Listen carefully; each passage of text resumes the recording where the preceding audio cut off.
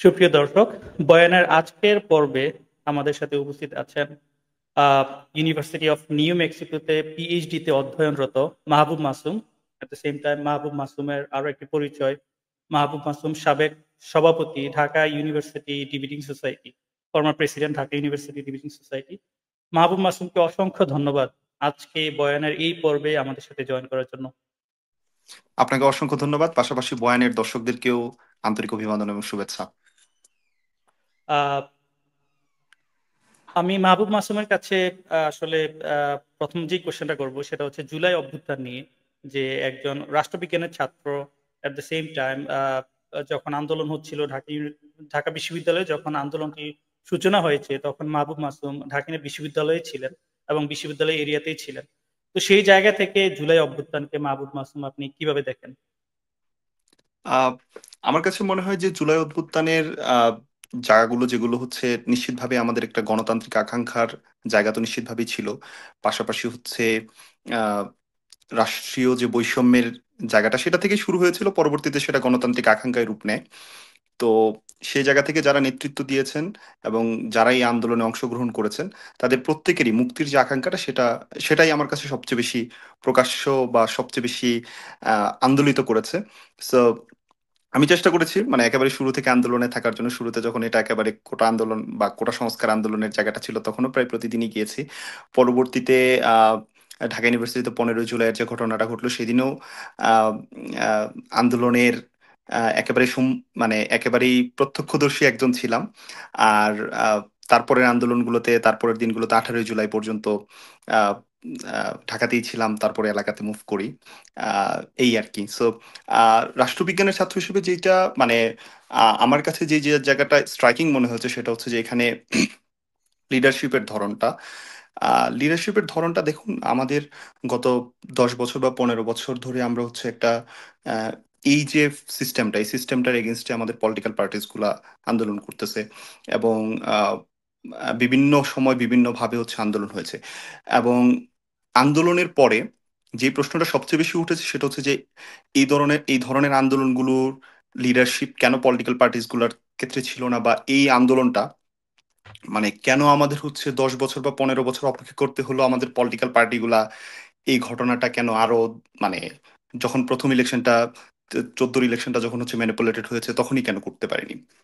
So এটা মানে এটা রাষ্ট্রবিজ্ঞানের ছাত্র হিসেবে আমি যখন দেখছিলাম আমি দেখলাম যে গত 15 বছরে দুর্ভাগ্যজনকভাবে গত 15 বছরে বাংলাদেশে কোনো পলিটিক্যাল পার্টি কোনো কোনো আন্দোলন করেই সরকারকে একমত করতে বাধ্য করতে পারেনি। মানে অন্তত এই সময়ে অন্তত ডজন খানেক আন্দোলন হয়েছে বাংলাদেশে যেগুলো নন পার্টিজান চরিত্র নিয়ে হয়েছে এবং নন পার্টিজান দাবি নিয়ে হয়েছে।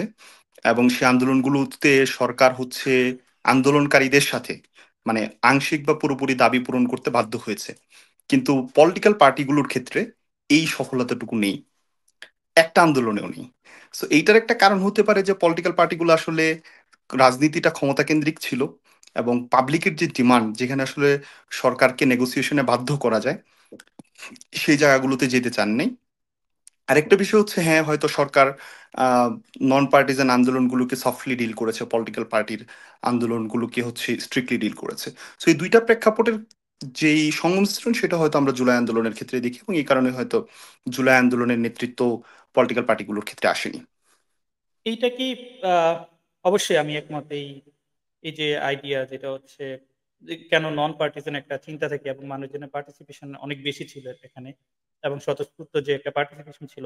এট দ্য সেম টাইম এই ব্যাপারটাও কি বলা যায় যে প্রত্যেক আন্দোলনের সময় কিন্তু একটা ন্যারেটিভ থাকে। ফর এক্সাম্পল, আমরা যখন 2018-এর যে কোটা আন্দোলন ছিল, তখনই একটা স্লোগান ছিল যে বঙ্গবন্ধুর বাংলায় বৈষম্যের ঠাঁই নাই।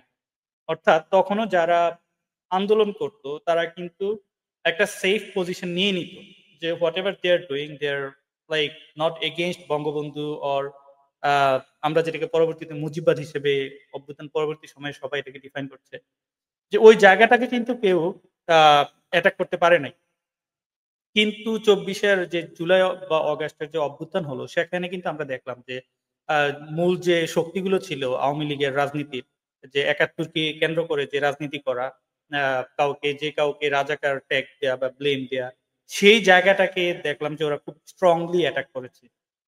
সো আপনার কি এই ক্ষেত্রে কোনো ইনসাইট আছে যে আসলে ন্যারেটিভ ভাঙ্গার ক্ষেত্রে সফল দেখেই এই আন্দোলনটি সফল হয়েছে কিনা?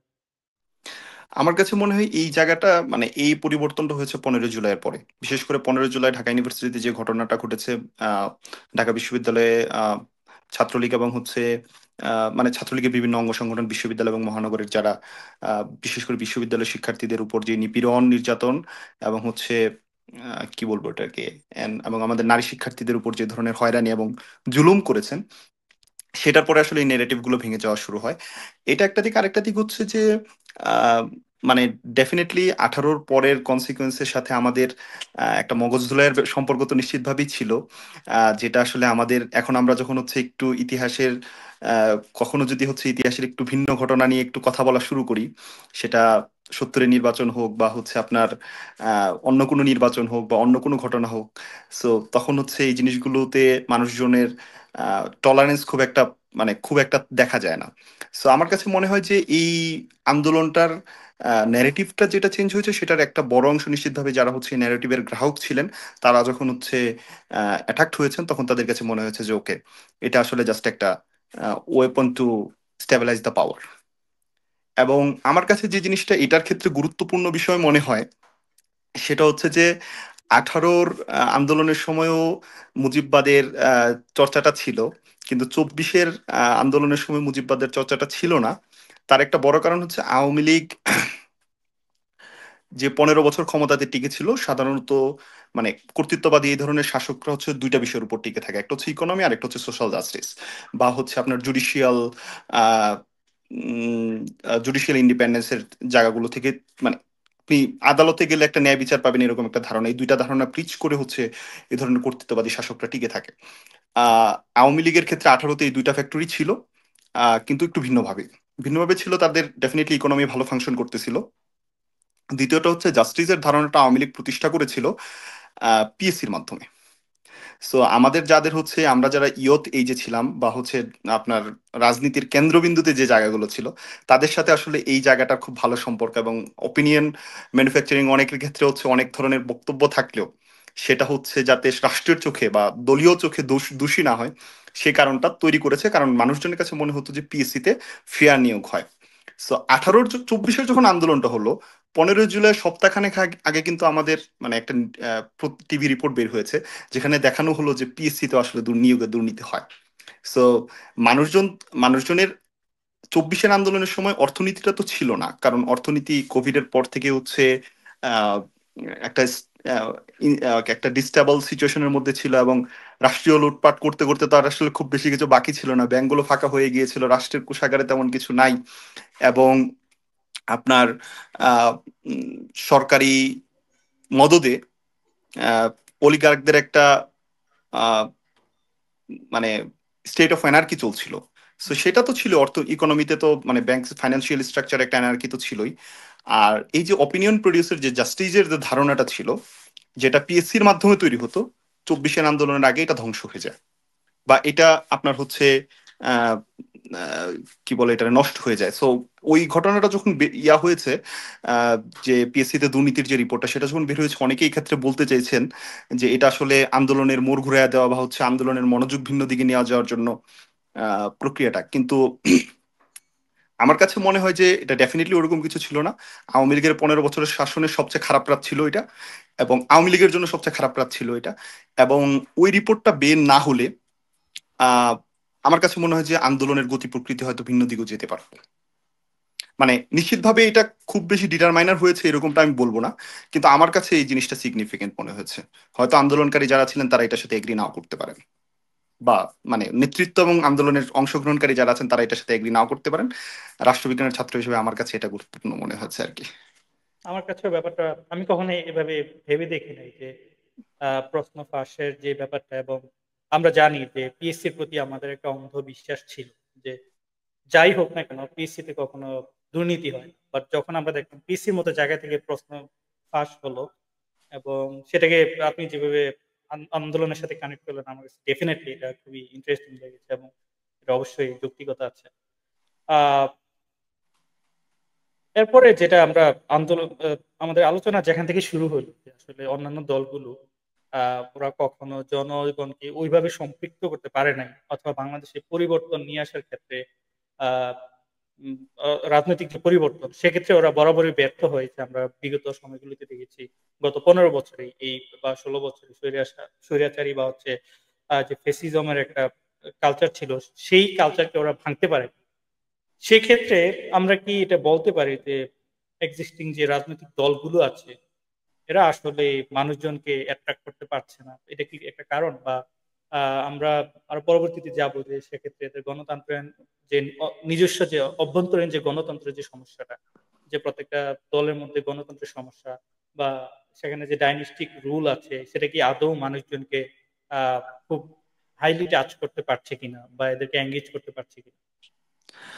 আম, আমার কাছে মনে হয় যে এইটা মানে রাজনৈতিক দলগুলোর সাথে মানুষজনের মানে অ্যাট্রাক্ট করার অসুবিধা না আসলে, কারণ মানুষ তো দিন শেষে বাংলাদেশ হচ্ছে one of the politically most charge countries.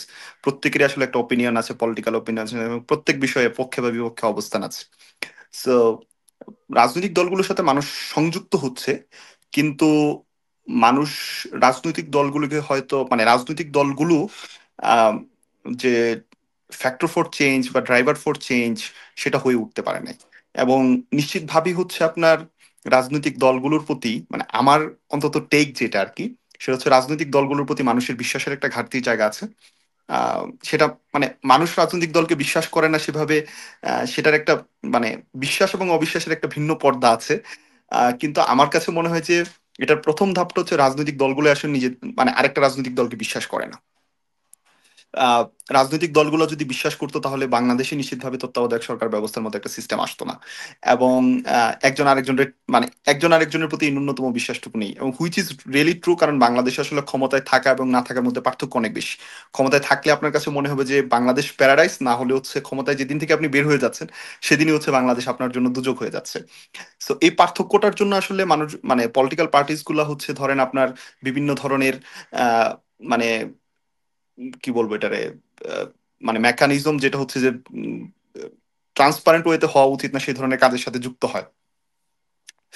তো রাজনৈতিক দলগুলোর প্রতি মানে পলিটিক্যাল পার্টি একজন আরেকজনকে বিশ্বাস করে না, মানুষ কেন বিশ্বাস করবে? তারপরেও মানুষ আসলে পলিটিক্যাল পার্টিগুলোর সাথে যুক্ত হচ্ছে, তার কারণ হচ্ছে পলিটিক্যাল পার্টি আমরা জেমস সি স্কটের মেশিন পলিটিক্স পড়ে এসেছি। সো পলিটিক্যাল পার্টিগুলো আসলে ওই কাজ করে, একটা ভালো স্কুলে ভর্তি, একটা ভালো স্কুলে সিট, এবং হচ্ছে টেন্ডার, ঠিকাদারি, এবং হচ্ছে দিন শেষে হচ্ছে রিসোর্সের কিছু অ্যালোকেশনের প্রশ্ন।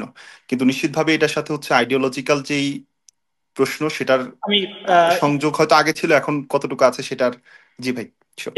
একটু থামাবো।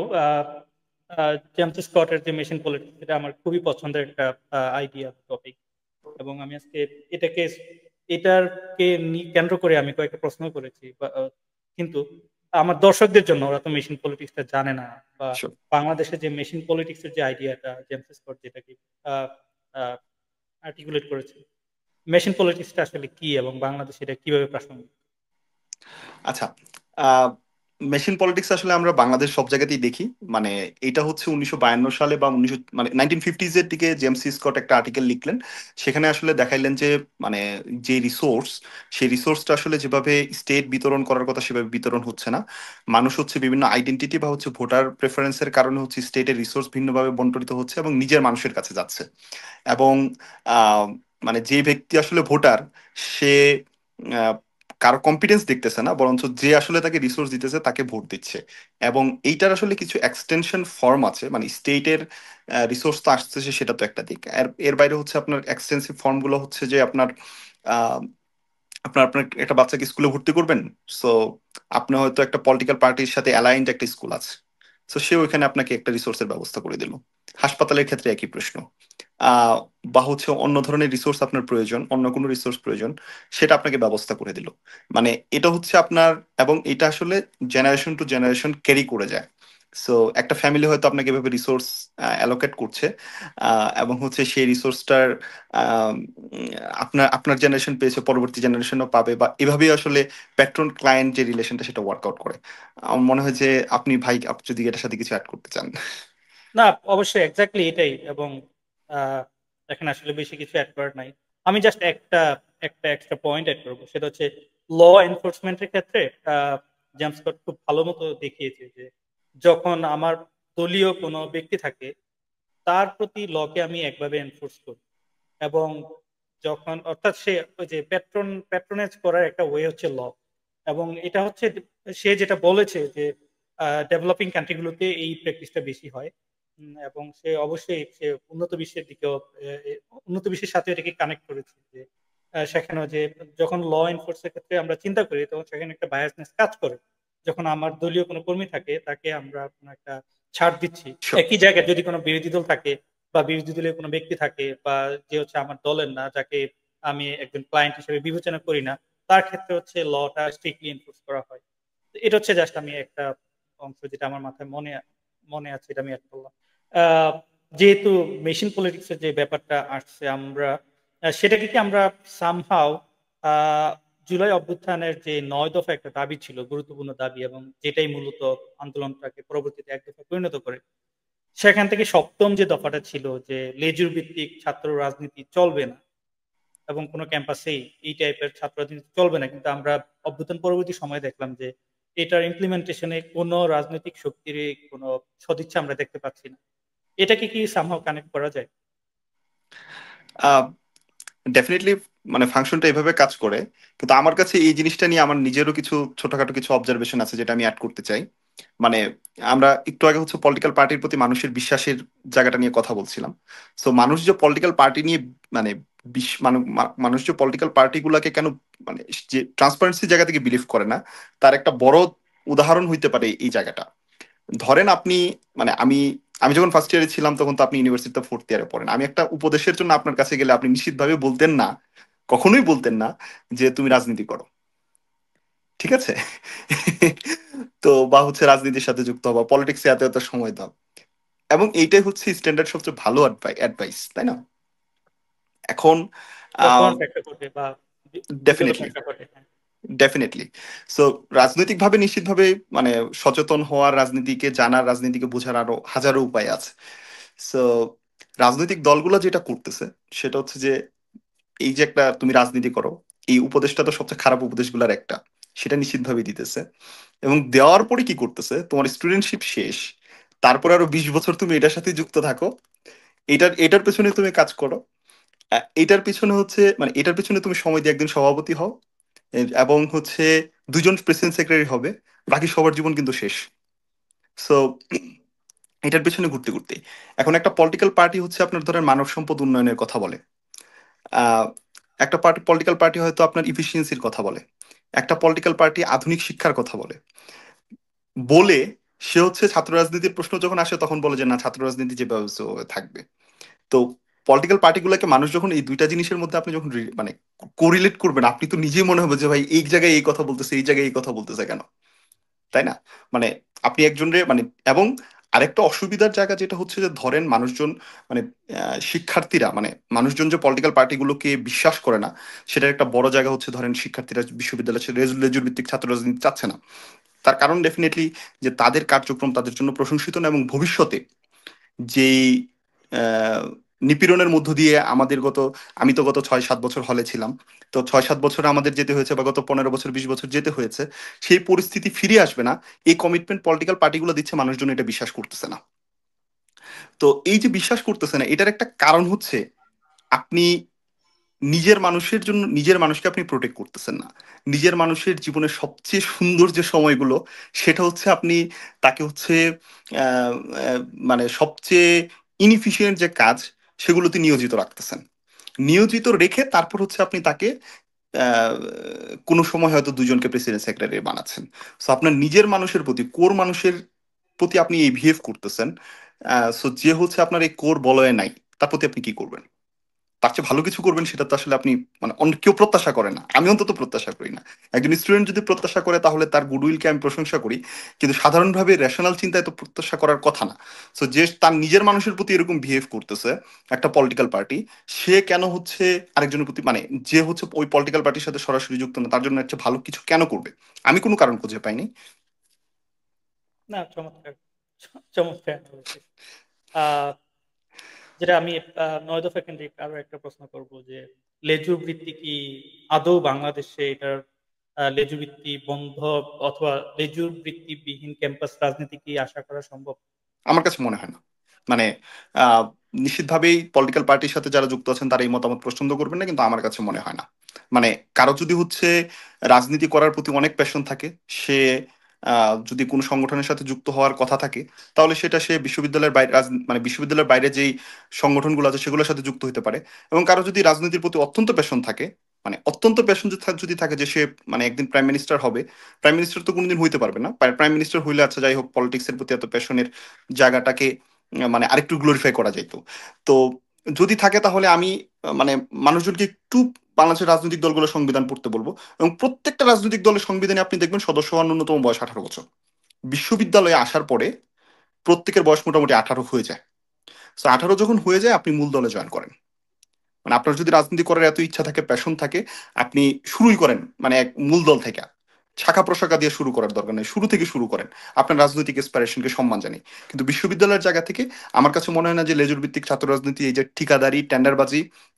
আমি ঢাকা বিশ্ববিদ্যালয়ের উপাচার্যের আহ, বিভিন্ন প্রোগ্রামে গিয়েছি, গিয়ে ওখানে দেখেছি যে ছাত্র নেতারা কিভাবে কোথায় ঠিকাদারির জন্য ইয়া করে। রেজিস্টার বিল্ডিং এ আমাদের আহ, মানে সংগঠনের অর্থ উত্তোলনের জন্য যাইতাম, ওখানে গিয়ে দেখতাম যে ছাত্র নেতারা লাইন ধরে বসে আছেন।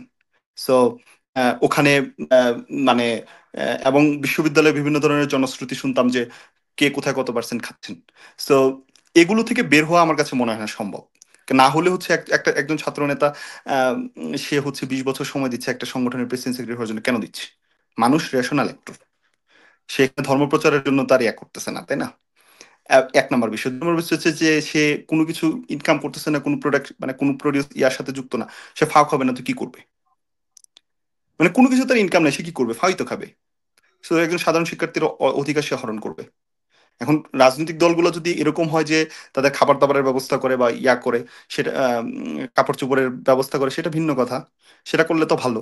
কিন্তু যদি না করে তাহলে রেজুর ভিত্তি তো নিষিদ্ধ হওয়ার কোনো সুযোগ নাই। কারণ এই পলিটিক্যাল পার্টি মানে রেজুর ভিত্তি বন্ধ হওয়ার তো কোনো উপায় নেই। কারণ পলিটিক্যাল পার্টি ক্ষমতায় থাকলেই তাদের হচ্ছে চলাফেরার যে খরচ সেটা সেটা আসবে, না হলে তো আসবে না।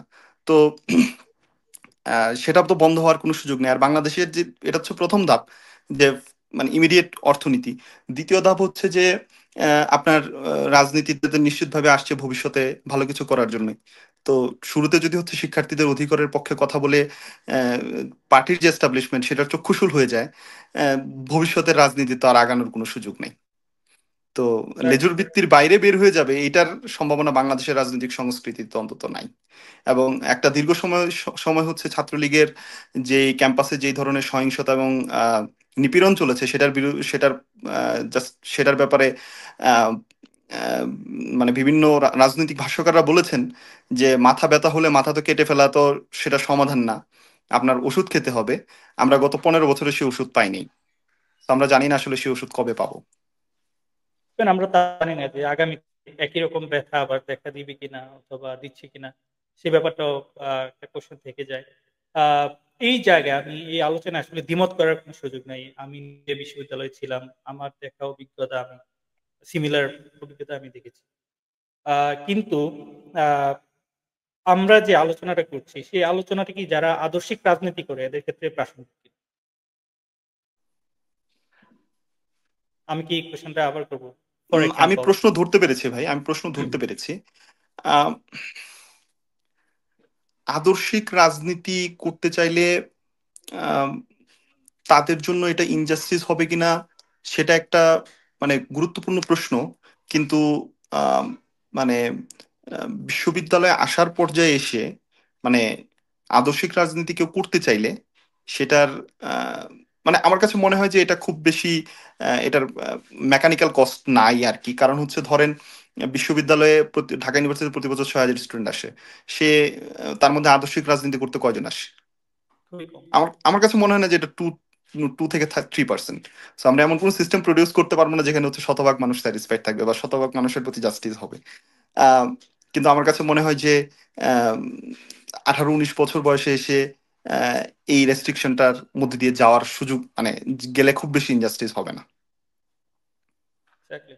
আমরা আমরা যেটা বলে থাকি যে ঢাকা বিশ্ববিদ্যালয় হচ্ছে বাংলাদেশের রাজনীতির একটা রিফ্লেকশন। অথবা কোয়েশ্চেনটা কি এভাবে করা যায় যে, অ্যা বাংলাদেশের রাজনীতি যেমনটা হচ্ছে সেটা ঢাকা বিশ্ববিদ্যালয় না, ঢাকা বিশ্ববিদ্যালয়ের রাজনীতিটা বাংলাদেশে গিয়ে রিফ্লেক্টেড হয়?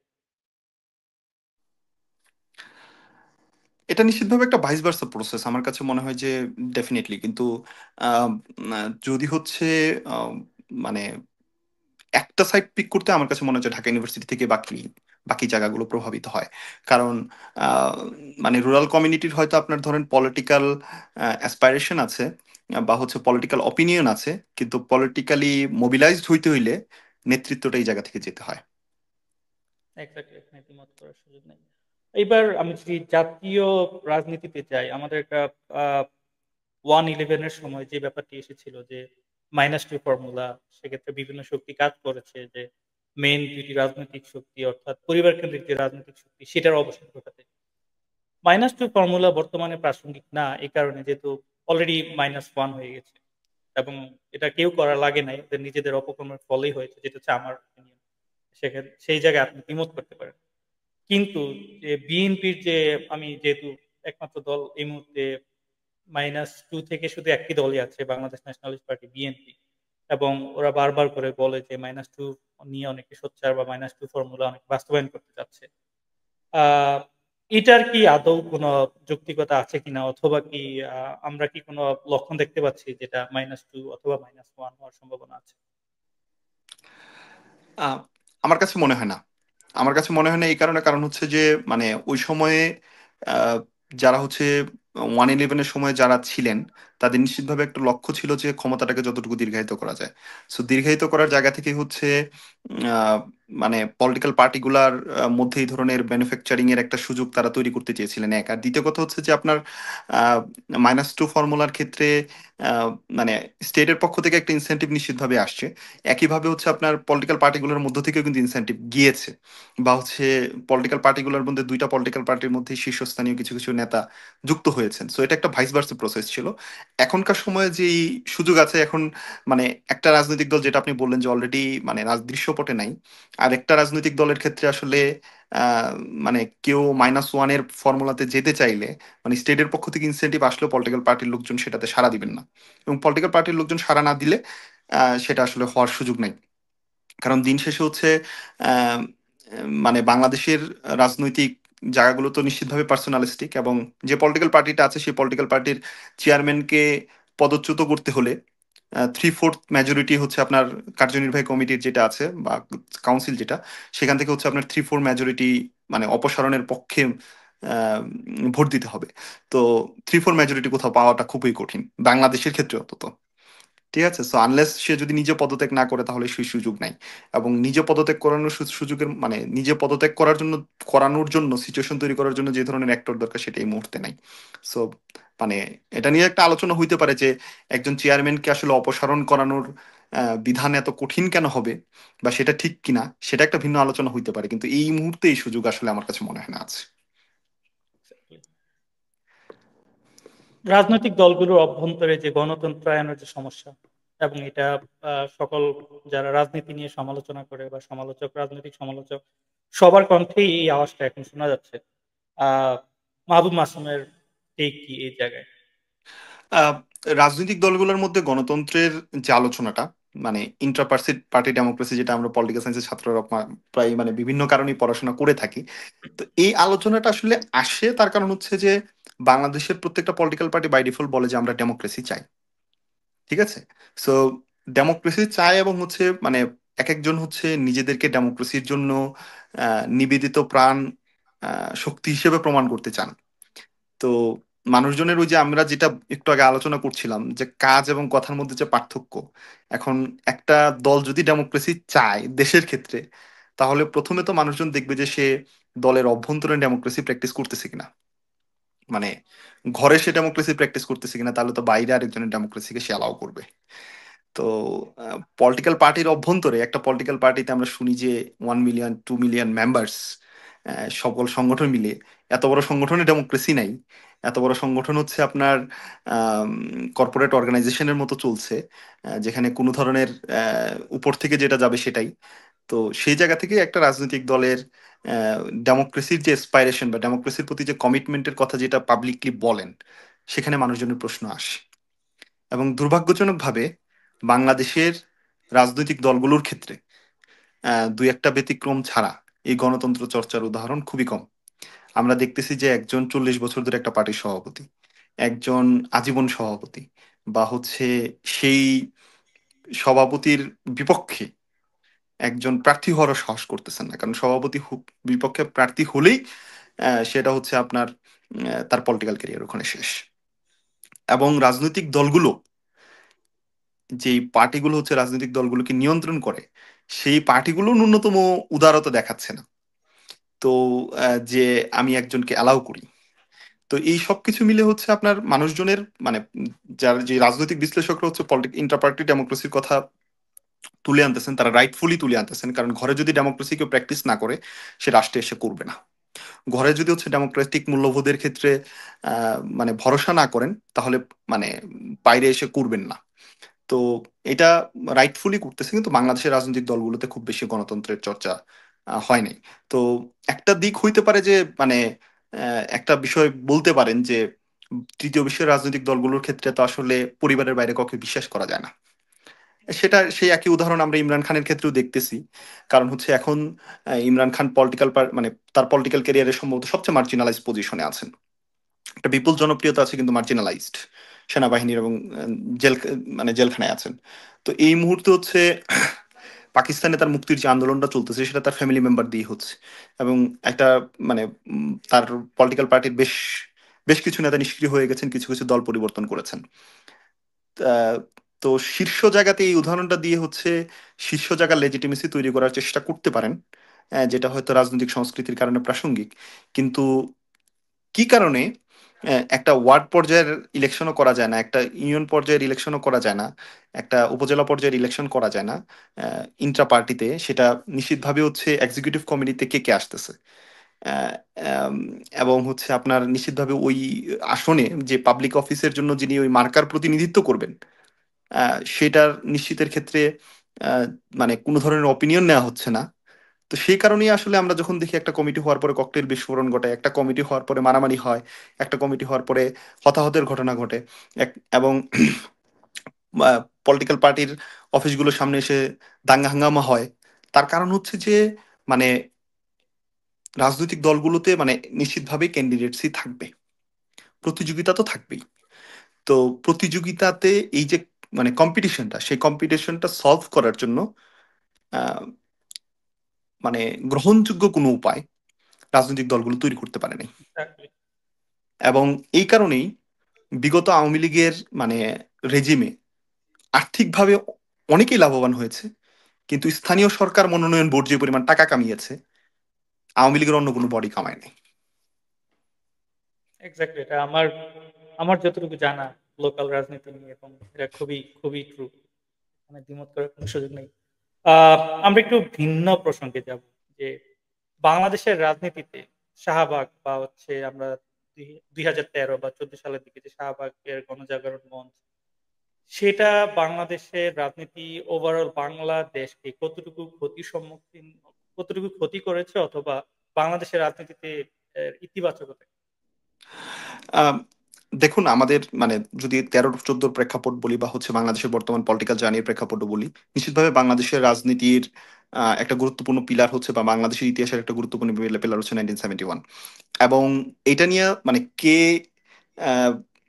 ওয়ার ক্রাইমস করেছে সেটার প্রশ্ন পড়ে, কিন্তু নিশ্চিতভাবে 71-এ ওয়ার ক্রাইমস হয়েছে, এবং এই ওয়ার ক্রাইমস এর বিচার হওয়া প্রয়োজন। মানে নিশ্চিতভাবে হচ্ছে এটা যারা শহীদ হয়েছেন সেই শহীদদের পরিবারের দাবি, বা হচ্ছে এটা বাংলাদেশের রাজনীতির যারা পর্যবেক্ষণ করেন তাদের, এবং একজন একটা সাধারণ নাগরিকেরও দাবি ওয়ার ক্রাইমস এর। আহ, এবং নিশ্চিতভাবে হচ্ছে এই বিচারগুলো হওয়া খুবই জরুরি। কিন্তু পরবর্তীতে দেখে আমরা যেটা দেখেছি যে 13-14 পরে হচ্ছে এই ঘটনাটাকে কেন্দ্র করে বাংলাদেশের পলিটিক্যাল পোলারাইজেশন হয়েছে। এবং মানে এটা অত্যন্ত চূড়ান্ত পর্যায়ের পলিটিক্যাল পোলারাইজেশন যেটা, সেটা হয়েছে। এবং দুইটা মানে এবং এই পলিটিক্যাল পোলারাইজেশনের জায়গাটা হচ্ছে আমরা দেখতেছি যে এখনো আছে। তো এই পলিটিক্যাল পোলারাইজেশন মানে একটা ন্যাশনাল ইন্টিগ্রেশনের প্রশ্নে গেলে আপনার পলিটিক্যাল পোলারাইজেশনের মানে পক্ষ বিপক্ষ নিশ্চিতভাবেই থাকবে, কিন্তু পলিটিক্যাল পোলারাইজেশন যখন হচ্ছে আপনার এক্সট্রিম হবে তখন হচ্ছে ইন্টিগ্রেশনের মাত্রাটা কমে। এবং এই কারণে হচ্ছে আপনার আহ, এবং এই শাহবাগের ঘটনাগুলোকে কেন্দ্র করে আমরা দেখেছি যে ক্যাম্পাসে নির্যাতন নিপীড়ন এবং আহ, মানে একটা একটা আহ, বৈধতা এবং হচ্ছে এক্সট্রা জুডিশিয়াল কিলিং বা হচ্ছে গুম, মানে মানব মানবাধিকারের লঙ্ঘনের ঘটনা নিয়মিত ঘটেছে, সেগুলার একটা জাস্টিফিকেশনের তৈরির প্রচেষ্টা আমাদের হয়েছে। তো এখানে যারা মজলুম হয়েছেন তাদের নিশ্চিতভাবেই এই জায়গাটার প্রতি একটা ভিন্ন রকম ইয়া থাকবে, ভিন্ন রকম বিবেচনাবোধ থাকবে এবং সেটা জাস্টিফাইড। আমরা যেটা দেখি শাহবাগ পরবর্তীতে শাহবাগের সাথে শাহবাগকে পাল্লা দিয়ে হচ্ছে শাপলার উত্থান হয় এবং আহ, বাংলাদেশের প্রেক্ষিতে যে ধর্মভিত্তিক একটা রাজনীতি এটা আরো স্ট্রং হয়ে ওঠে যখন আহ, শাহবাগ এটা তো মোটামুটি ক্লিয়ার যে রাষ্ট্রীয় স্পন্সরে শাহবাগ হয়েছিল তখন, এবং তার এগেইনস্টে গিয়ে রাষ্ট্রের বিষোদ্গার থাকা সত্ত্বেও ধর্মভিত্তিক শক্তিগুলো হচ্ছে ওরা খুব ইউনাইটেড হয় এট দ্য সেম টাইম। এদের মধ্যবর্তী যে আহ, আমরা জানি যে ধর্মীয় যে শক্তিগুলো আছে এদের মধ্যে আকিদাগত বা ব্যক্তিগত জায়গা অথবা প্র্যাকটিসের কারণে এদের মধ্যে কিছুটা দ্বিমত বা হচ্ছে মতবিরোধ ছিল, সেগুলো ওরা টপকিয়ে ওরা হচ্ছে ইউনাইটেড হতে পেরেছে। এবং বর্তমান বাংলাদেশে যে ধর্মীয় রাজনীতি, ধর্মভিত্তিক যে রাজনীতি, এটাকে আসলে কিভাবে ব্যাখ্যা করা যায়? এটাকে কি আমরা ইন্ডিয়ার বিজেপির সাথে তুলনা করতে পারি, অথবা কি আমরা মডার্ন ডেমোক্রেসি বা আমরা ফর এক্সাম্পল আমরা যদি দেখি বর্তমানে ডোনাল্ড ট্রাম্প ইউএস প্রেসিডেন্ট এবং তার দল কিন্তু ধর্মীয় ভিত্তিক কোনো নাম নেই বা কিছু নেই, কিন্তু এদের কিন্তু একটা কাইন্ড অফ একটা কি বলা যায় এটাকে লিনিয়ার একটা অ্যাপ্রোচ আছে যে এরা হচ্ছে প্রো প্রো ধর্মীয়, যেটা হচ্ছে অ্যান্টি লিবারাল সাথে আমরা যদি ই করতে পারি, কানেক্ট করতে পারি। আমি জাস্ট কোশ্চেনটা করবো যে বাংলাদেশের রাজনীতির প্রেক্ষিতে ধর্মীয় রাজনীতি বা ধর্মভিত্তিক রাজনীতিকে কিভাবে ব্যাখ্যা করা যায়? আচ্ছা, আহ, শাহবাগের প্রেক্ষাপটের পরবর্তীতে হচ্ছে আপনার শাপলার উত্থান হওয়াটা, এটা মানে অপ্রত্যাশিত কোনো ঘটনা ছিল না। আপনি যদি যুক্তরাষ্ট্রের রাজনীতি ফলো করেন, যুক্তরাষ্ট্রে বিভিন্ন ধরনের হোয়াইট মিলিশিয়া গ্রুপ আছে। সো মানে যখন হচ্ছে আপনার মানে রিপাবলিকান প্রেসিডেন্ট আসে তখন হচ্ছে হোয়াইট মিলিশিয়া গ্রুপের সংখ্যা কমে যায়। যখন হচ্ছে ডেমোক্রেটিক প্রেসিডেন্ট আসে তখন হচ্ছে হোয়াইট মিলিশিয়া গ্রুপের সংখ্যা বেড়ে যায়। মানে ধরেন আপনার বারাক ওবামা যখন হচ্ছে আম, অফিসে আসে তখন হোয়াইট মিলিশিয়া গ্রুপের সংখ্যা যুক্তরাষ্ট্রে ছিল 50-এর নিচে, এবং সে যখন অফিস ছেড়েছে তখন এটা 5 গুণ হয়ে গেছে। ব্যতিক্রম আছে, ডোনাল্ড ট্রাম্পের সময় হোয়াইট মিলিশিয়া গ্রুপের সংখ্যা আবার বেড়েছে। সো এবং মানে এই যে মানে রাজনীতির একটার সাথে আরেকটা কনসিকুয়েন্স, তো শাহবাগের প্রেক্ষাপটের পরবর্তীতে শাপলার উত্থান হওয়াটা খুবই এক্সপেক্টেড ছিল।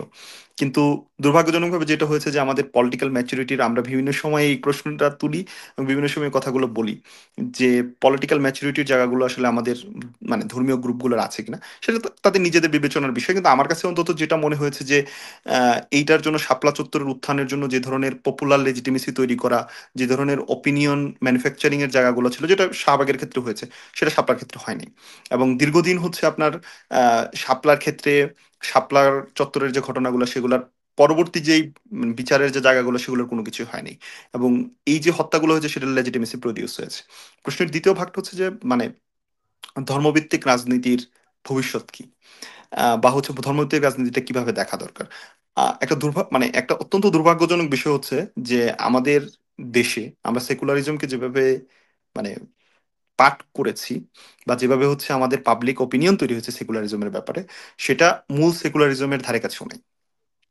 এবং একটা রাজনৈতিক দল ধর্মভিত্তিক হইতে গেলে সেটা সেকুলারিজমের সাথে সাংঘর্ষিক তো না।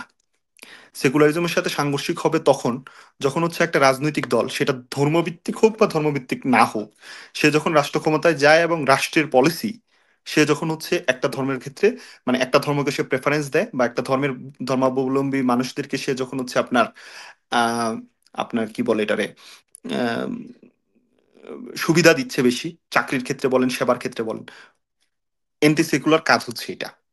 তো এই একটা সংবিধানে রাষ্ট্রধর্ম রেখে তারপর হচ্ছে রাজনীতিতে ধর্মভিত্তিক দল থাকতে পারবে নাকি থাকতে পারবে না এই আলোচনা করা, এটা মানে রাজনীতিতে বাংলাদেশের পলিটিক্যাল পার্টির মানে কাজের মধ্যে যে অসামঞ্জস্য, সেটার অনেকগুলো অসামঞ্জস্যের আরেকটা আর কি।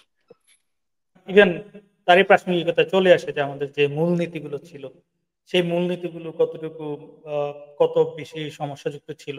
এট দ্য সেম টাইম একটা আরেকটার সাথে বৈপরীত্য থাকা সত্ত্বেও মূলনীতিগুলো একটা আরেকটার সাথে অবস্থান করছে।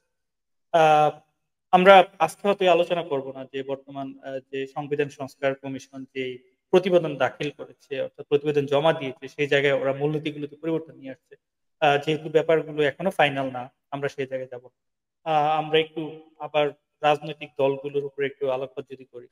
আ আপনার কি মনে হয় যে বাংলাদেশে বামপন্থী যে রাজনীতি আছে, বামপন্থী রাজনৈতিক শক্তি থেকে শুরু করে জনশক্তি, এই পুরো ব্যাপারটা অলওয়েজ টেম্পারড হয় অর্থাৎ এদেরকে সবসময় প্যাম্পারিং করা হয় অথবা এদেরকে কাইন্ড অফ মিডিয়াতে একটু বেশি ফোকাস দেওয়া হয়, বেশি অ্যাক্সেস দেওয়া হয় অথবা এদেরকে বেশি প্রায়োরিটি দেওয়া হয়। আ এটা কি কখনো মনে হয়েছে? ডেফিনেটলি। মানে মিডিয়াতে তো তাদেরই ভাই ব্রাদার সবাই। এবং সো এবং তারা খুব সুন্দর করে কথা বলে। আ এটা কি কোনো ইমপ্যাক্ট আছে? অর্থাৎ আ যেহেতু আমরা মাঠে ময়দানে বামপন্থার কোনো আ বড় কোনো জনসম্পৃক্ততা দেখতে পাচ্ছি না। কিন্তু বাংলাদেশের মিডিয়া এবং হচ্ছে আমি যদি বলি যেই চোখে আমরা বাংলাদেশের রাজনীতিকে দেখি, একজন শুধু বাংলাদেশী সচেতন নাগরিক হিসেবেই না, একজন বাইরে থেকে কেউ যখন বাংলাদেশকে দেখবে তখন সে আসলে কাকে দেখবে? সে বাংলাদেশের মিডিয়া কি বলছে সেটা দেখবে। সেই জায়গায় কি এটা কি মানে আদৌ বাংলাদেশের জন্য কোনো ইতিবাচকতা আছে? এবং আদৌ কি বাংলাদেশের রাজনীতির অ্যাকচুয়াল সিনারি কি আমরা মানুষজনকে জানাতে পারি বা আমরা কি জানতে পারি? আমার কাছে মনে হয় যে মানে নিশ্চিতভাবে মিডিয়া তাদেরকে খুব বেশি প্রায়োরিটি দেয়। এটা খুব স্বাভাবিক। কিন্তু মানে এভারেজ ভোটার যাদের কথা আমরা বলি তাদের কাছে এগুলোর কোনো গুরুত্ব নেই। মানে প্রায়োরিটি তাদের দেওয়ার কথা কারণ শুনে না।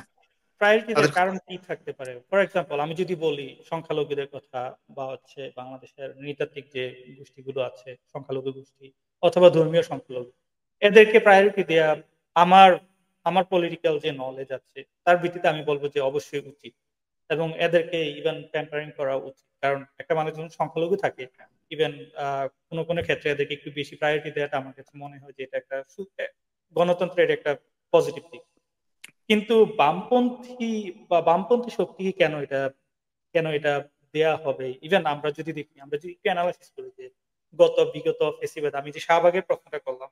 শাহবাগের যে আসলে যারা ম্যানুফ্যাকচারিং করেছে শাহবাগ, এটা kind of like open secret যেটা আসলে বামপন্থী শক্তি সেটাকে ম্যানুফ্যাকচার করেছে। এবং শাহবাগের উপর ভর করে বাংলাদেশে একটা ফ্যাসিজম দাঁড়িয়েছে। কিন্তু এর কিন্তু বামপন্থী শক্তি থেকে আমরা এটার জন্য কাউকে কোন রকম অনুশোচনা বোধ আমরা দেখতে পাচ্ছি না। এই যে তারা একটা ফ্যাসিবাদী শক্তিকে বাংলাদেশকে দাঁড় করালো, একটা মনস্টারকে দাঁড় করালো। এর জন্য এদের মধ্যে কোনো অনুশোচনা বোধ তো নেই। এট দ্য সেম টাইম আমরা সমসাময়িক বা হচ্ছে বর্তমান রাজনৈতিক প্রেক্ষাপট অবজার্ভ করলে আমরা যেটা দেখতে পাবো যে সেই একই রকম ন্যারেটিভ বা হচ্ছে একই রকম পোলারাইজেশন এর যে বার্তাগুলো সেগুলোর সামনে নিয়ে আসছে। এবং মিডিয়া কিন্তু এগুলোকে টেম্পারিং করা হচ্ছে মিডিয়াতে। এবং এটা কি একটা মনে হয় না যে এটা আসলে ইন ফিউচার বাংলাদেশের রাজনীতিতে কোনো সমস্যা হতে পারে? বাংলাদেশের রাজনীতিতে বামপন্থীদের মানে একটা প্রায়োরিটি দেওয়ার একটা বড় কারণ যেটা সেটা হচ্ছে যে আহ, বামপন্থীরা যে সমস্ত দেশের সাথে আইডিওলজিক্যালি যুক্ত ছিলেন আহ, তাদের সে সমস্ত দেশগুলোতে উনাদের কথার গুরুত্ব ছিল। সেটা হয়তো এখনো আছে। তো ওই দেশগুলোর সাথে হয়তো আমাদের যে পলিটিক্যাল পার্টিস গুলো আছে তাদের একটা ভালো সম্পর্ক দরকার। সেটা অর্থনৈতিক কারণে হোক বা রাজনৈতিক কারণেই হোক, একটা ভালো সম্পর্ক দরকার। সেই কারণে আসলে একজন কর্মী, একজন নেতা, একজন একটা পলিটিক্যাল পার্টি, এরকম পলিটিক্যাল পার্টিগুলোকে বাংলাদেশের রাজনীতিতে গুরুত্ব দিতে হয়েছে।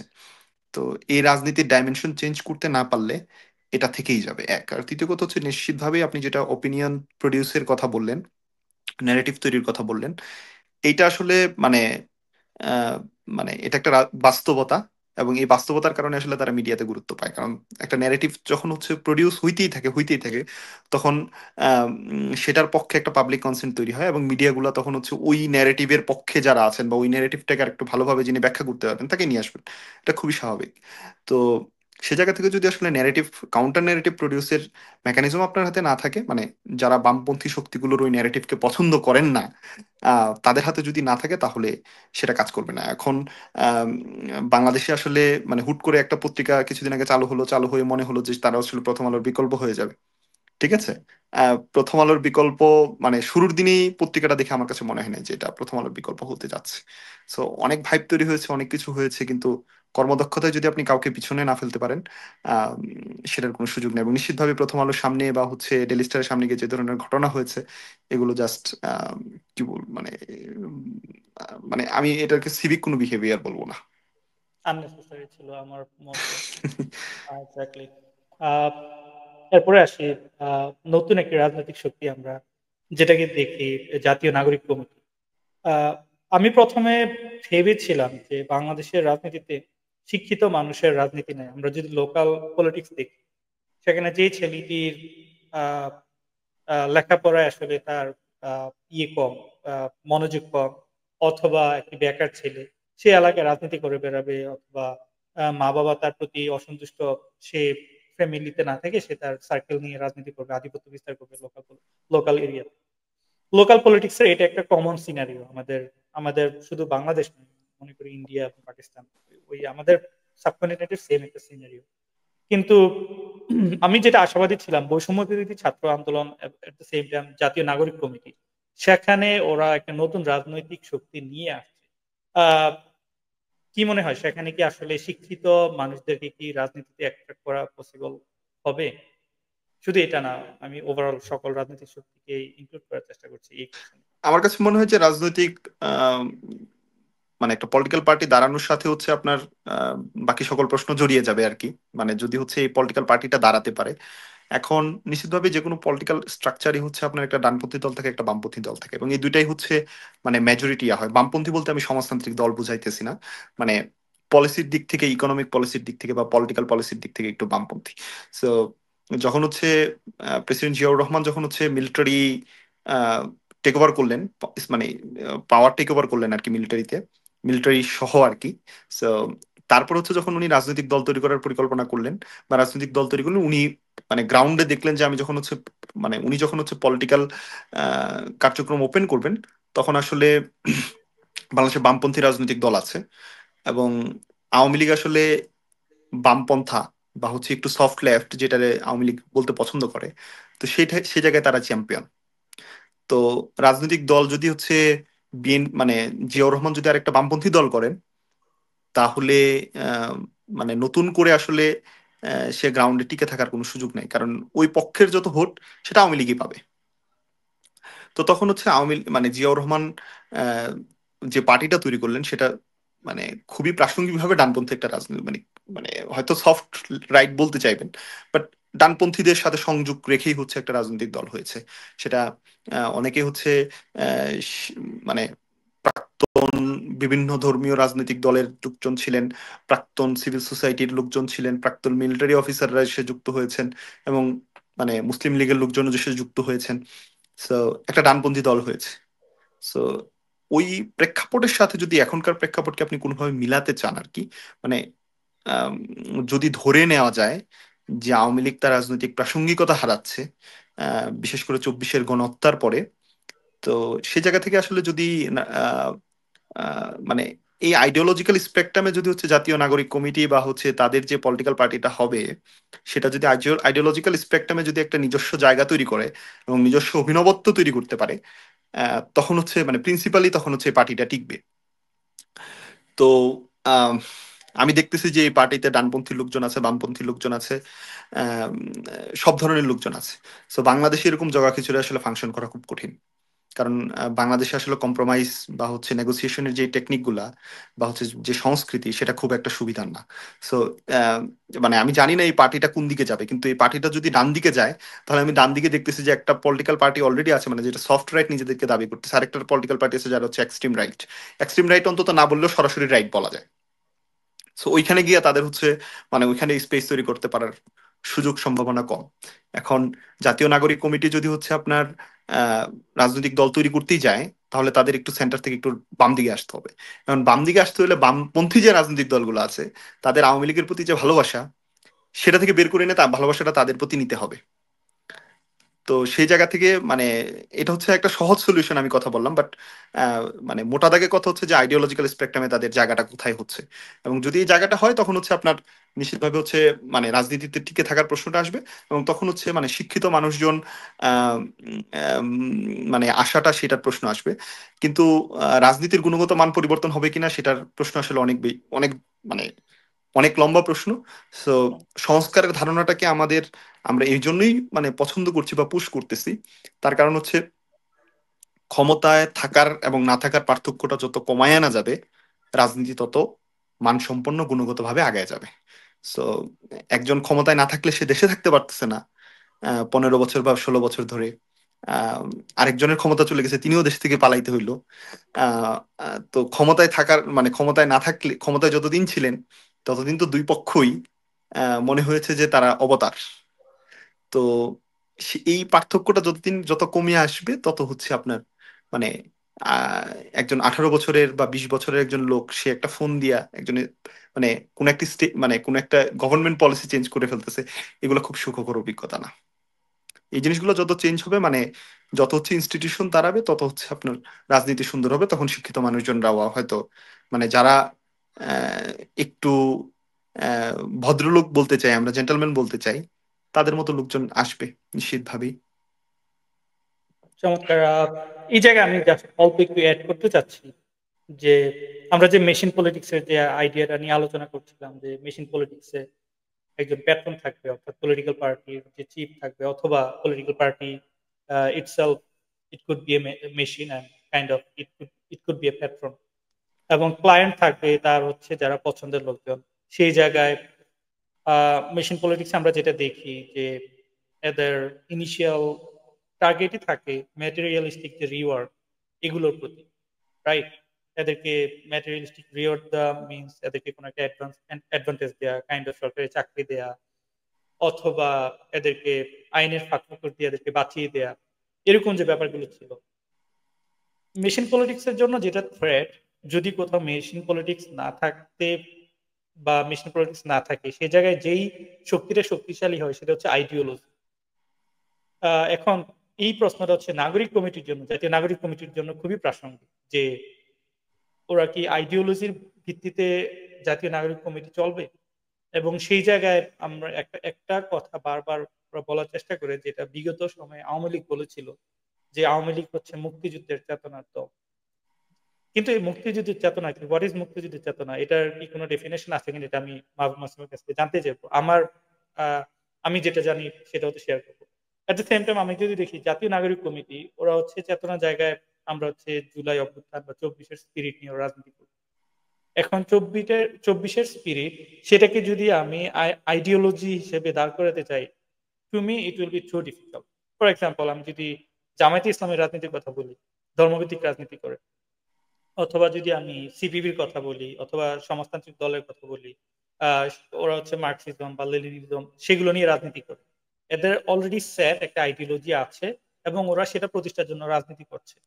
কিন্তু জাতীয় নাগরিক কমিটি এক্ষেত্রে আমি 100% মাহবুব মাসুমের সাথে একমত যে আইডিওলজির ক্ষেত্রে আইডিওলজিকে ফোকাস করে ওরা যদি আগাতে যায়, সেক্ষেত্রে যেহেতু একটা কাইন্ড অফ খিচুড়ি টাইপের অবস্থা আছে, যে ডানপন্থী লোক আছে, অনেক বামপন্থী লোক আছে, অথবা কাইন্ড অফ যারা অতিরিক্ত না আদর্শিক রাজনীতি করে না, গতানুগতিক রাজনীতি, যে বাংলাদেশের যে মেইন মেইন দুইটি যে প্ল্যাটফর্ম ছিল, সেই ঘরানার যে রাজনীতি করা লোকজন কিন্তু এই জাতীয় নাগরিক কমিটির লিডিং পর্যায়ে আছে। তো সেই জায়গায় আসলে জাতীয় নাগরিক কমিটিকেই ঠিক করতে হবে আসলে ওরা আসলে কিভাবে রাজনীতি করবে। আইদার আদর্শিক রাজনীতি করতে হবে, অথবা গতানুগতিক রাজনীতি বাংলাদেশে যেটা খুবই ক্লিয়ারলি এক্সিস্ট করে, যে মেশিন পলিটিক্স এর আমরা যে ধারণাটা আলোচনা করছি, এদেরকে সেই মেশিন পলিটিক্স এর ফর্মুলাতেই যেতে হবে। এটা হচ্ছে জাস্ট আমার তো। আহ এরপরে মাহবুব মাসুমের কাছে আমার প্রশ্ন, যে আমরা দেখেছি ফেসিবাদ বা বিগত 16 বছর যাবৎ ফেসিবাদ দাঁড়ানোর পেছনে ওরা যেই ন্যারেটিভটাকে সবচেয়ে শক্তিশালী ভাবে ব্যবহার করেছে, সেটা হচ্ছে মুক্তিযুদ্ধের চেতনা। এট দ্য সেম টাইম মুজিবের আদর্শ, মুক্তিযুদ্ধের চেতনা, মুজিবের আদর্শ, 24-এর স্পিরিট অথবা জিয়ার আদর্শ, এগুলোর কিন্তু কোথাও কোনো লিপিবদ্ধ কোনো ডেফিনেশন নাই। এগুলো হচ্ছে আমি এখন একটা আলোচনা করছি, আমি আমার মাথায় যা আসছে মুক্তিযুদ্ধ নিয়ে, যে মুক্তিযুদ্ধ হচ্ছে আহ আহ সাম্যের সাম্য প্রতিষ্ঠা করা বা মানবিক মর্যাদা প্রতিষ্ঠা করা, বৈষম্য বিরোধী একটা স্ট্রাকচার দাঁড় করানো। আমি আমার মতো করে এটা ব্যাখ্যা করতে পারবো। মুজিবের আদর্শ কি? গরিবের পাশে দাঁড়ানো, খেটে খাওয়া মানুষের পাশে দাঁড়ানো। মানে আমার যা ইচ্ছা তাই আমি বলতে পারবো। জিয়াউর রহমানের আদর্শ কি? অন্তর্ভুক্তিমূলক বহুদলীয় গণতন্ত্র প্রতিষ্ঠা করা, অথবা হচ্ছে দুর্নীতিমুক্ত বাংলাদেশ গড়ার স্বপ্ন, উন্নত বাংলাদেশ গড়ার স্বপ্ন। 24 স্পিরিটে আমরা যেটা খুবই ক্রিস্টাল ক্লিয়ার যে এখানে এদের কিছু পয়েন্ট আছে যে বৈষম্য মুক্ত একটা বাংলাদেশ চাওয়া। কিন্তু বৈষম্যমুক্ত বাংলাদেশ চাওয়া, বৈষম্যযুক্ত সিস্টেম কেউই চায় না। কোন রাজনৈতিক শক্তি অথবা অরাজনৈতিক শক্তি কেউ চায় না বৈষম্য থাকুক। কিন্তু এটাকে একটা ইউনিক একটা পর্যায়ে যাইতে হবে। এখন আমার জাস্ট কোশ্চেন যে এই যে ন্যারেটিভের রাজনীতি, শব্দের রাজনীতি, এটাকে আসলে কিভাবে দেখা যায় বাংলাদেশে? এটা তো আসলে পৃথিবীর সব জায়গাতেই চলে। আমরা এই যে মানে মানে আপনি নর্থ আমেরিকাতে, আমিও নর্থ আমেরিকাতে, আমরা যেখানে থাকি দুই দেশেই কিন্তু এখানেও চলে। এবং এখানেও আসলে মানে রাজনীতিতে আপনার অর্থনীতি এবং হচ্ছে অন্যান্য বিষয়গুলো নিয়ে হয়তো আলোচনা একটু বেশি হয়, কিন্তু শব্দের খেলা নিশ্চিতভাবেই চলে। তো বাংলাদেশের ক্ষেত্রে আসলে এই খেলাগুলো একটু দুর্বল খেলা হয়। তার কারণ হচ্ছে এগুলো খুব একটা গোছানো হয় না। এবং মানে তার চেয়েও বড় অসুবিধা হয় যে এই দুর্বল খেলাগুলোকে ডিবাঙ্ক করার জন্য লোকজন আসলে খুব বেশি একটা থাকে না। তো নিশ্চিতভাবেই হচ্ছে আপনার, আমরা একটা বড় জনসংখ্যার দেশ, বাংলাদেশ তো আসলে 180 মিলিয়ন 190 মিলিয়নের দেশ। এবং আহ, মানে সুযোগগুলো হয়তো নিশ্চিতভাবেই ছিল, কিন্তু মানে এগুলো তো ভাঙা যায় নাই। এবং ভাঙার চেষ্টা করলেও আসলে যে ধরনের ট্রায়ালের মধ্যে দিয়ে যাইতে হয়, সেটা সোশ্যাল মিডিয়া ট্রায়াল বলেন বা যা কিছুই বলেন, সেটা খুবই মানে টলারেন্স তো আমরা প্র্যাকটিস করি না। তারও একটা বড় কারণ ওই যে আমরা যেটা বলতেছিলাম, যে আসলে যদি নিজের রাজনৈতিক দল ক্ষমতায় থাকে তাহলে যে সুবিধাগুলো আমি পাবো বা XYZ পাবেন, সেটা ওই রাজনৈতিক দলটা না থাকলে তো উনি পাবেন না। তো সেই কারণে হয়তো সোশ্যাল মিডিয়াতে এত ইয়া হয়, কিন্তু শব্দের রাজনীতি তো চলবেই। এখন মানে জাতীয় নাগরিক কমিটির যেটা হচ্ছে আপনার বা হচ্ছে এই মানে এটা বৈষম্য বিরোধী ছাত্র আন্দোলন, এবং তারা দেখতেছি আমি যুগপত লিফলেটও বিতরণ করছে। So একসাথে করে যদি আমি বলি, আহ, আমার কাছে মনে হয় যে যেটা গুরুত্বপূর্ণ হবে সেটা নিশ্চিতভাবে আমরা একটু বললাম যে তাদের আইডিওলজিক্যাল স্পেকট্রামে তাদের অবস্থানটা কোথায় হবে, এক।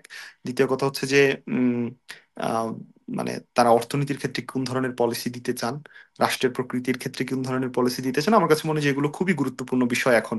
কারণ বাংলাদেশে আসলে যেই ফাইন্যান্সিয়াল স্ট্রাকচারে যে ম্যাস তৈরি হয়েছে, যেই ইনস্ট্যাবিলিটিও যদি বলতে চাই সেটাও বলতে পারবো। তো সেটাও তৈরি হয়েছে। তো বাংলাদেশের এখন আসলে রাষ্ট্রের আকার ছোটই হবে, ছোট করতে হবে। রাষ্ট্রের আকার ছোট বলতে হচ্ছে টেরিটরির জায়গায় না, মানে সরকারের আকার ছোট হবে। Functional institution. তো হ্যাঁ, তো কিছু জায়গা আছে যেমন ধরেন আপনার হচ্ছে বিটিভি, এটার তো কোনো দরকার নাই। বাংলাদেশের রেলওয়ে হচ্ছে প্রতি বছর 1.5 থেকে 2 হাজার, কিছু কিছু কোনো কোনো বছর 3 থেকে 4 হাজার কোটি টাকা লস করতেছে। তো এগুলো তো আসলে যে সমস্ত জিনিসগুলো থেকে হচ্ছে লাভ হচ্ছে না, সেগুলো তো ফাংশন অপারেট করানো, রাষ্ট্র আমার কাছে মনে হয় না যে ভবিষ্যতে এগুলো অপারেট করতে পারবে। জুট মিল লস করে চলতেছে, ছাতকে সিমেন্ট ফ্যাক্টরি লস করে চলে। তো এগুলো আসলে লস করে খুব বেশি চলবে না। সো বা হচ্ছে এই লসের ক্ষেত্রে আসলে তারা কোন ধরনের পলিসি দিতে চান, এগুলো আমার কাছে মনে হয় যে গুরুত্বপূর্ণ। এবং মানে নিশ্চিতভাবে তাদের ব্যাপারেও আসলে বাংলাদেশের প্রথাগত রাজনৈতিক দলগুলোর ব্যাপারে যে ধরনের অভিযোগ ওঠে, তাদের ব্যাপারে অলরেডি তোমাদের সেম অভিযোগ ওঠা শুরু হয়েছে। কালকে আহ, সমন্বয়কদের একজনের বিরুদ্ধে একটা অভিযোগ উঠেছে, জুলকার নায়ের সায়ের ভাই পোস্ট করেছেন। তো যদিও এই ধরনের খোঁজ খবর তো আগে থেকে পাচ্ছিলাম, প্রমাণ ছিল না বা মানে সেই অনুযায়ী কথা বলা যায় না। কিন্তু নিশ্চিতভাবেই এটা কতটুকু আগাবে, কত ট্রেন্ড হবে বা কতজন মানুষ এই ঘরানায় যাবেন, সেটা আসলে মানে আমার কাছে মনে হয় যে সেগুলো আসলে গুরুত্বপূর্ণ বিষয় হবে সামনে। চমৎকার। আহ অনেকগুলো বিষয় আসলে আজকে আমরা আলোচনা করলাম। আহ ধন্যবাদ মাহবুব মাসুমকে আসলে আমাদের বয়ানের সাথে আজকে এত লম্বা সময় সময় দেওয়ার জন্য। এবং ভাই, জি, ভাই আপনি ক্যারি করেন, অসুবিধা নেই। না, এট দ্য সেম টাইম আমরা নিয়ার ফিউচারে আমরা হচ্ছে লাইভ সেশন করব, যেখানে আমরা সরাসরি অডিয়েন্সের কাছ থেকে প্রশ্ন নেব যে আহ, আসলে আমরা এক একটা ব্যাপার এক একজন এক একভাবে দেখি। এগুলো আসলে যত বেশি আলোচনা হবে, যত বেশি আমরা বয়ান তৈরি করব, আমাদের সিভিক এডুকেশনের জায়গাটায় আমরা একটু শক্তিশালী হব। আমরা রাষ্ট্রকে কোশ্চেন করতে শিখবো, আমরা রাজনৈতিক শক্তিকে কোশ্চেন করতে শিখবো। আমরা একটা মানবিক বাংলাদেশের জন্য কাজ করতে পারবো। আহ, এবং সেই জন্য আমি আসলে আহ, খুবই কৃতজ্ঞ মাহবুব মাসুমের কাছে তার গুরুত্বপূর্ণ সময় থেকে আমাদের সময় দেওয়ার জন্য। এবং অনেক ধন্যবাদ। আপনাকে অসংখ্য ধন্যবাদ ভাই ফর ইনভাইটিং মি। আমার আসলে এই ধরনের মানে পলিটিক্স নিয়ে কথা বলার অভিজ্ঞতাই মানে এরকম প্ল্যাটফর্মে প্রথম। আপনাকে অসংখ্য ধন্যবাদ ভাই।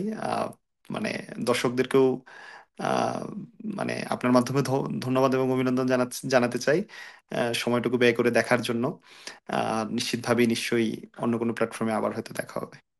অবশ্যই আমরা এই প্ল্যাটফর্মে হয়তো আবার দেখা হতে পারে নিয়ার নিশ্চয়ই ফিউচার। নিশ্চয়ই নিশ্চয়ই নিশ্চয়ই ভাই। জি, ধন্যবাদ সবাইকে আজকের জন্য। আমাদের সেশন এখানেই শেষ করছি। সবাইকে ধন্যবাদ দিতে চাই বয়ানের পক্ষ থেকে, এবং আহ, আপনারা যদি আপনাদের কোনো ওপিনিয়ন জানাতে চান, অবশ্যই আমাদেরকে এই ভিডিওর কমেন্টে আমাদের সাথে আমাদেরকে জানাবেন।